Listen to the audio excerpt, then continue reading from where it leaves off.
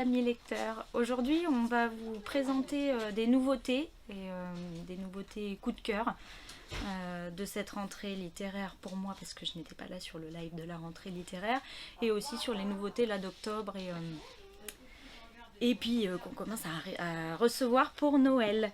Je vais commencer par un roman que j'ai adoré, c'est mon gros coup de cœur de la rentrée littéraire, après je vous parlerai de jeunesse. Alors c'est le livre de Nina Wara, qui est une auteure suédoise.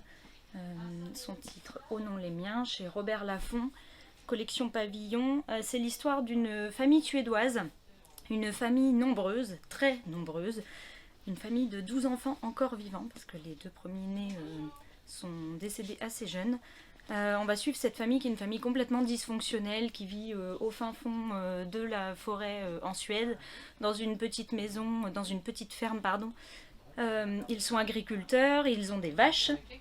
Et cette famille, c'est un roman choral en fait. On va suivre une famille à travers les yeux de chaque personnage, de chaque membre de cette famille. En commençant par Annie, qui est l'aînée encore vivante, donc des sœurs. Annie vient d'apprendre qu'elle est enceinte et elle va rentrer dans sa famille pour les fêtes de fin d'année et devoir annoncer à sa famille la nouvelle. Et donc c'est par là que commence le roman.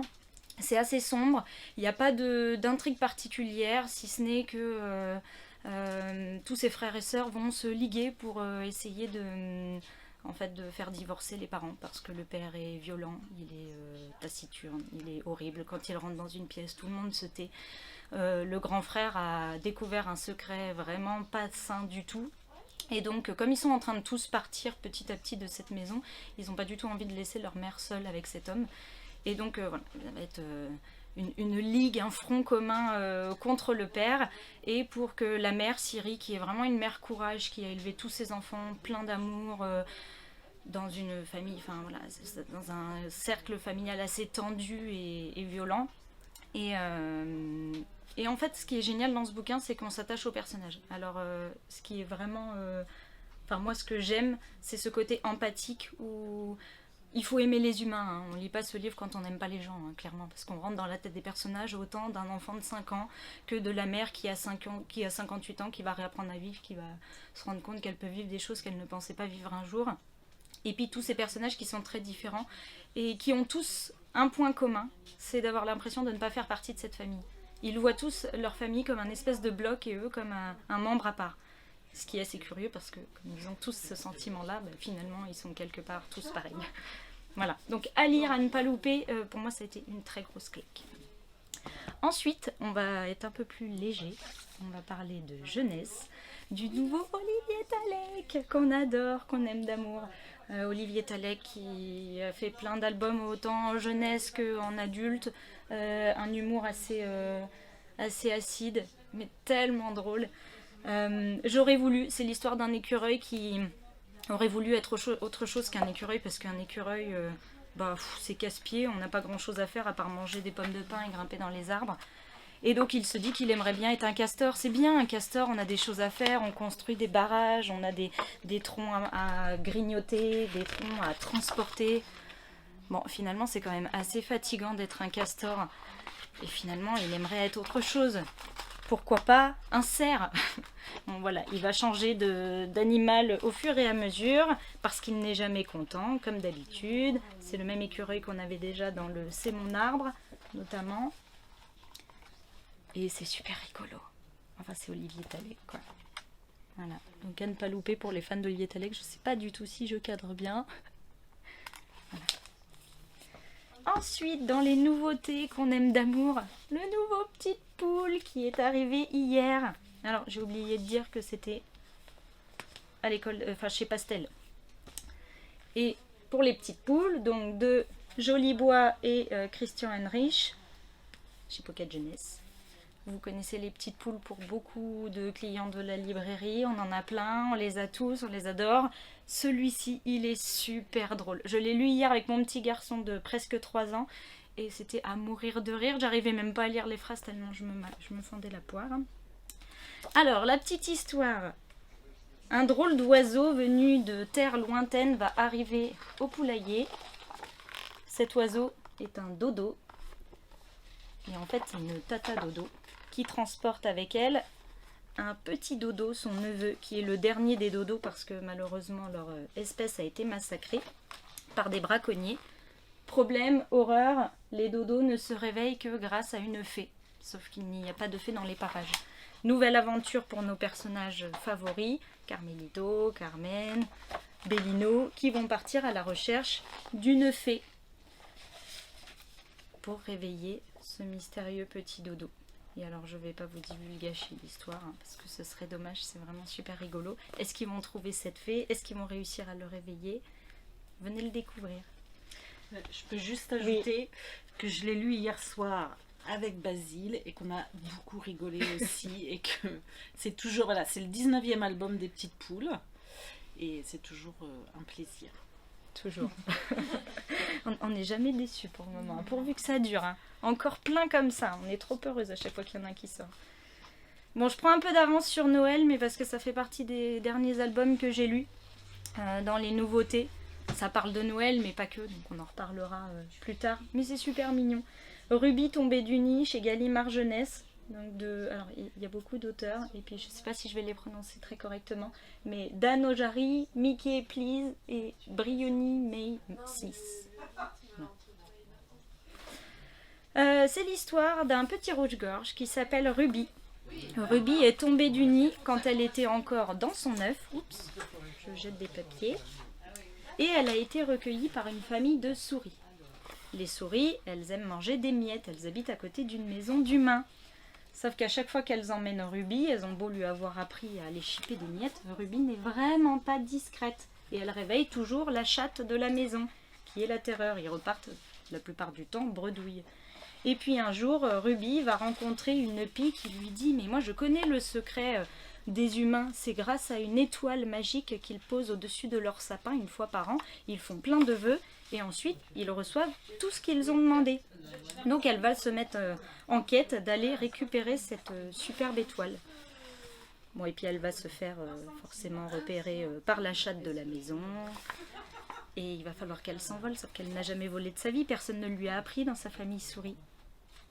Je ne vous raconte pas la suite. Ruby était un petit rouge-gorge qui finalement, après avoir passé un certain temps à apprendre à être une souris, va bien devoir apprendre à être quand même un rouge-gorge. C'est tout pour moi. Je vous souhaite une belle journée et je laisse la place à Nat. Et du coup, comme tu as parlé de Noël, et ben moi je vais vous présenter. On vient de recevoir plein de superbes albums. Plus pour les plus grands, mais des vrais bijoux. Alors celui-là, on l'a reçu il y a un petit moment. C'est les fables adaptées par Rebecca de Routremer. Enfin, pas adaptées, illustrées. Donc on retrouve le texte classique, avec en plus des explications de texte sur les mots un peu compliqués. Et puis des illustrations assez modernes. Voilà. Le deuxième, c'est un peu dans le même genre. On reprend un texte classique qu'on illustre. Alors là, Le Petit Prince. En première partie, vous avez le texte du Petit Prince avec les illustrations d'origine. Voilà, donc vraiment très bel objet.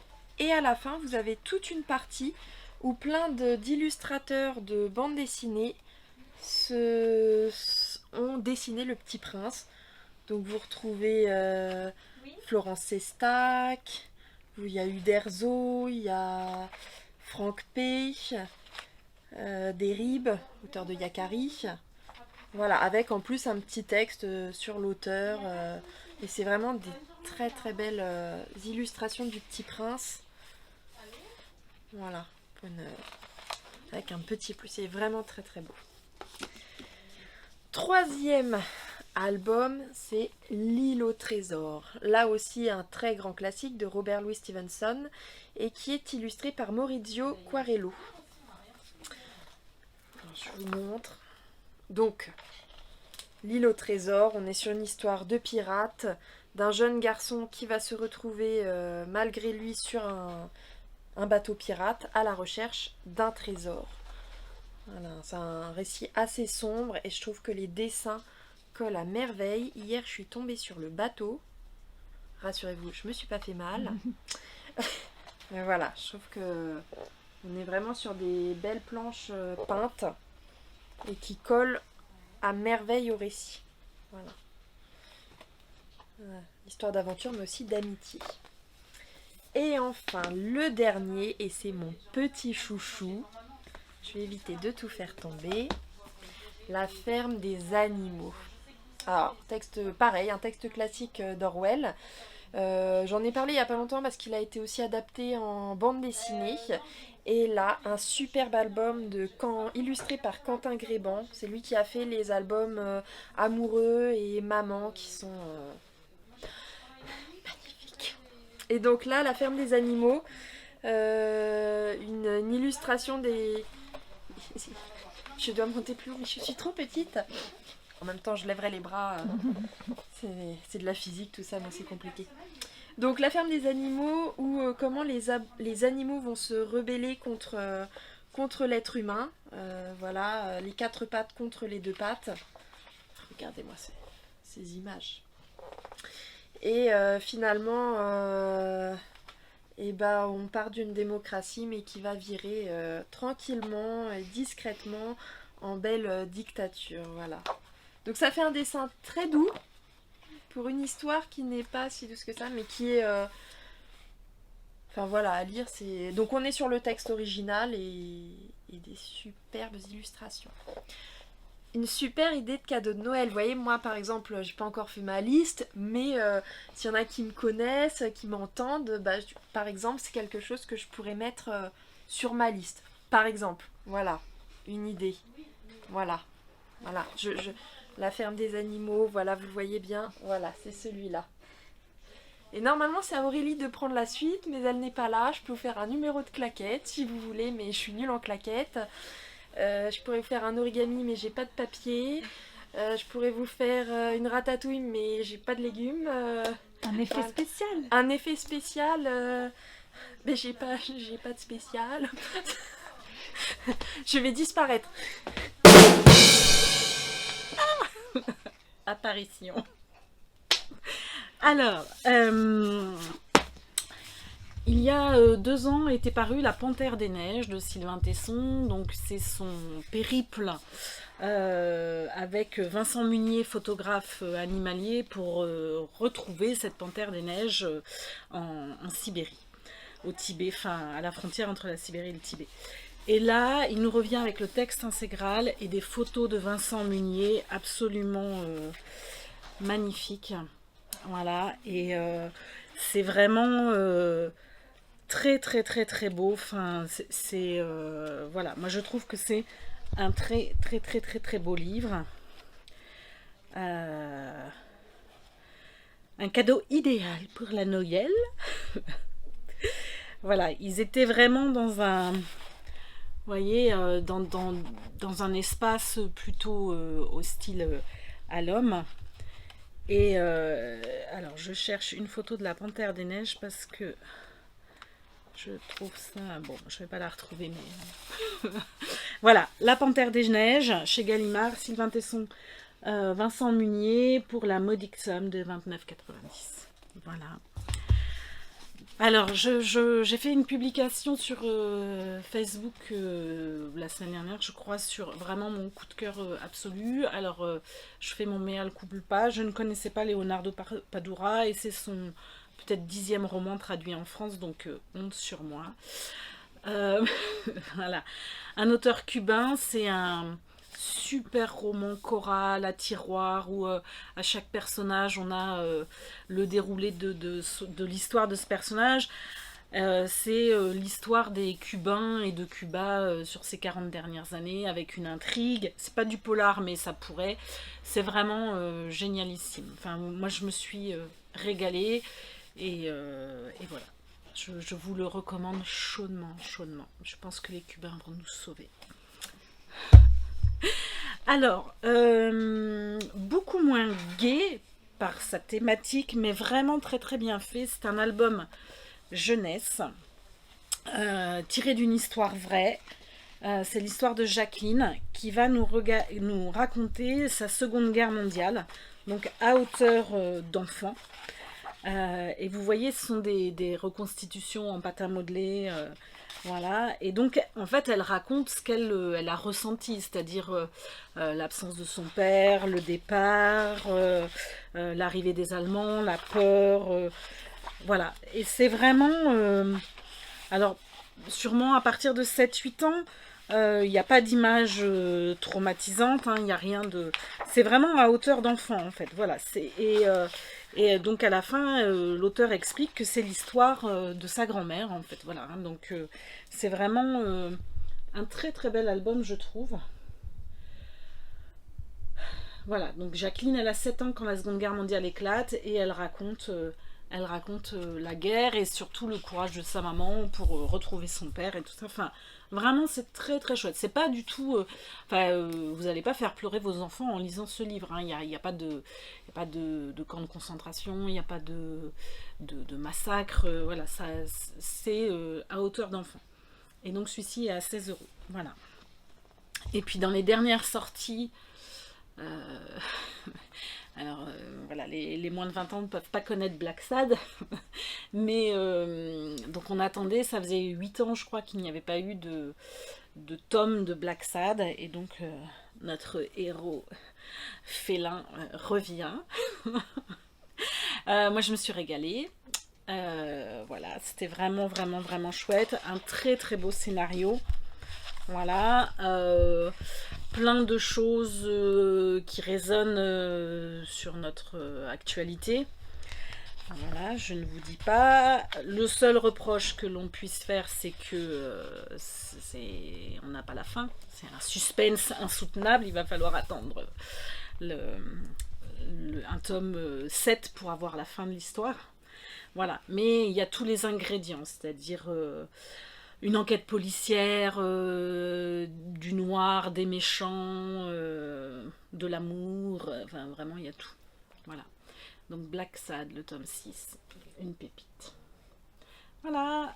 À tout bientôt, on a encore plein de nouveautés à vous présenter, de magnifiques livres qui viennent d'arriver. On va recevoir des puzzles, on va recevoir plein de jeux pour les enfants là d'ici une semaine. Enfin... Voilà, et puis vraiment de belles idées de cadeaux pour cette fête de fin d'année ou pour... Voilà, à bientôt!